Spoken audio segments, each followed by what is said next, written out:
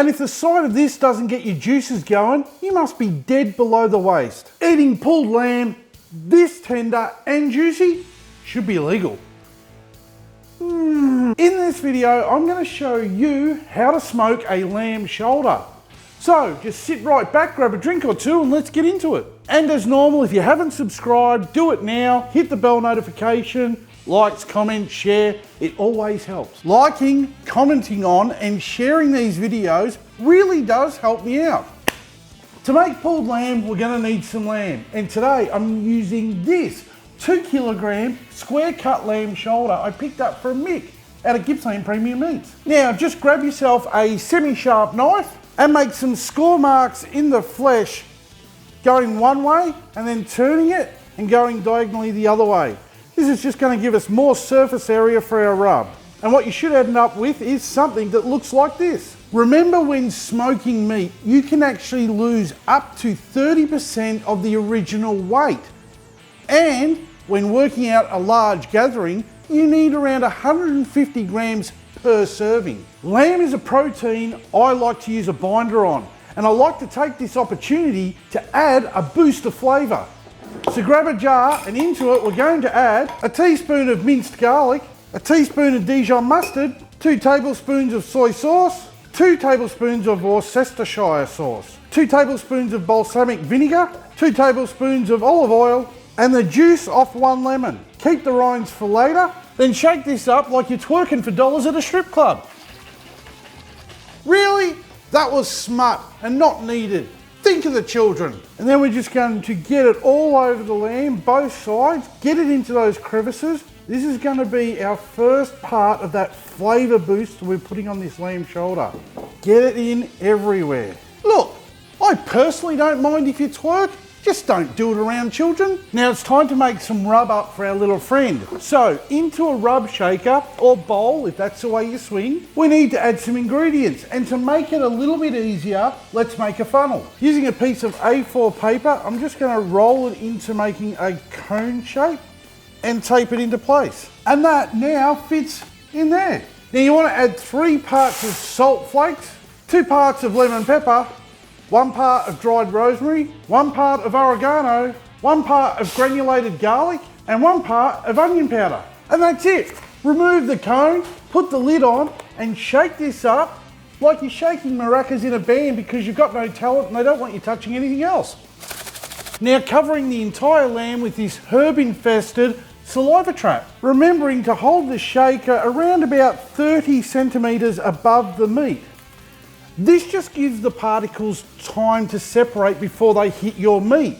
Therefore you get a more even flavour and every bite should taste the same. The rub quantities are in parts. This way you can make as much or as little as you want.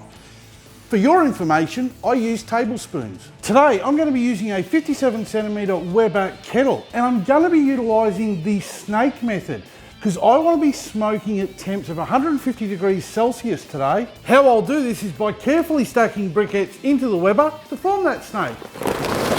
Taking your time to make it as neat as possible. Then I'll add 14 briquettes to a chimney starter. I'll light them up. Once they're fully ashed over, I'm going to add them to one end of the snake. It's going to act like a fuse. I want to add some smoking wood to today's cook, and sugar gum works really well with lamb. We're just going to place 1 piece close to the lit charcoal and the other pieces around the snake about 50mm apart. No, there. Add a foil tray to catch any drippings. Then I'll carefully put the grill in place.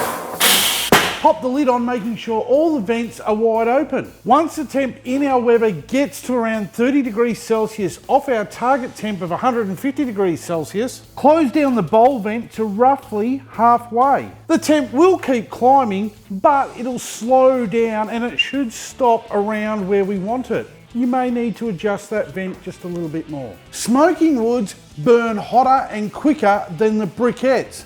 That's why you have gaps in between each chunk when placing it around the snake. The Weber's at temp now and it has been riding nice and stable for the last 30 minutes. So we can stick an internal temp probe into the lamb, making sure not to touch the bone? Smut! No, the probe will actually give a wrong reading if it's touching the bone, so be careful when inserting it. Don't just go ramming your probe in wherever you feel like it without a care in the world. Oh, you went there, didn't you? Smut. Now just place the lamb over the tray as far away from that lit fuel as possible. Place the lid back on, making sure the lid vent is directly over our lamb. That's going to draw that heat and smoke over it.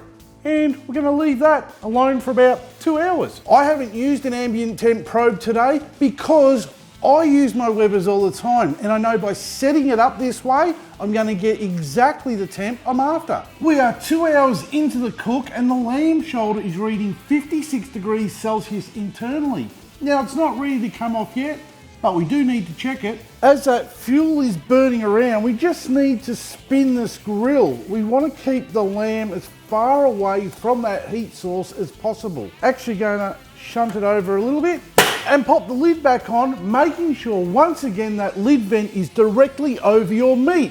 We want to draw the heat and smoke over it the entire cook. Hey Weber, I don't know if this is an issue or not, but my grills aren't circular anymore. I think they might be warping in the heat or something. We are 2 hours and 55 minutes into the cook and the internal temp of the lamb shoulder has reached 75 degrees Celsius. So we can get it off the grill and we're going to place it on a couple of layers of heavy duty foil. And we're just going to add 100 grams of unsalted butter. And so we don't pierce the foil, we're just going to add some extra layers where the bones are. Oh, and remember the 2 lemon halves that we kept from earlier once we'd squeezed all the juice out?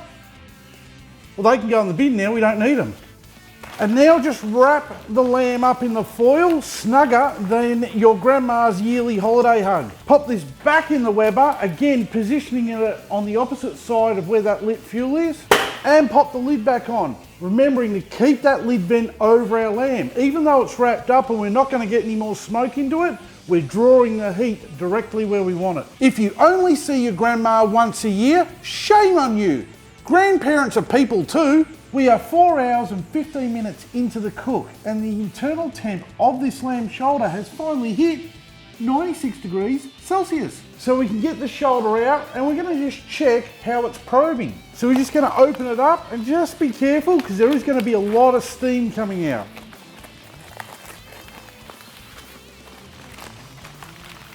Ooh. Now using a wooden skewer, we're going to probe it a few times.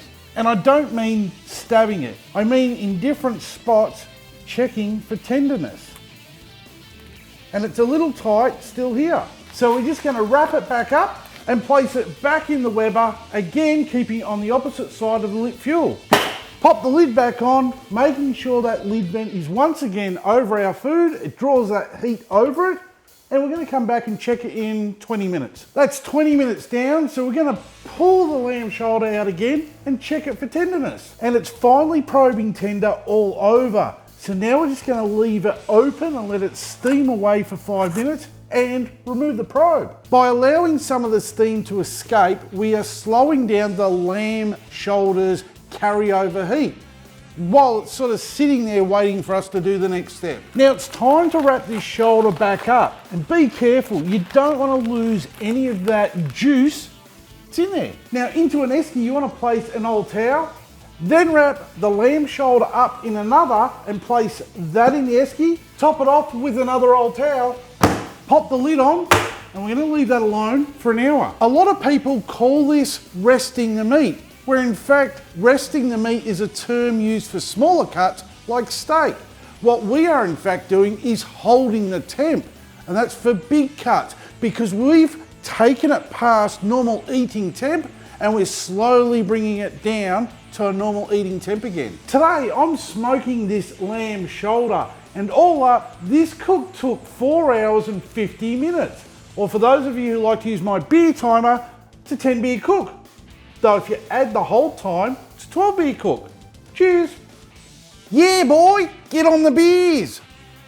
The time has come to grab the lamb out of its layer of towels. Now this bit's gonna be messy, so glove up. Open up the foil. Oh, if you could only smell that. And we're just gonna place that in a foil tray. And don't forget, Add the juice all over it. And the bone should just slide straight out. And now all we got to do is pull it all apart. Oh, and you just want to pull out any of this large fat or any sinew that you come across. Oh, and when you pull it all apart, you can use this pulled lamb in any dish you use pulled pork in.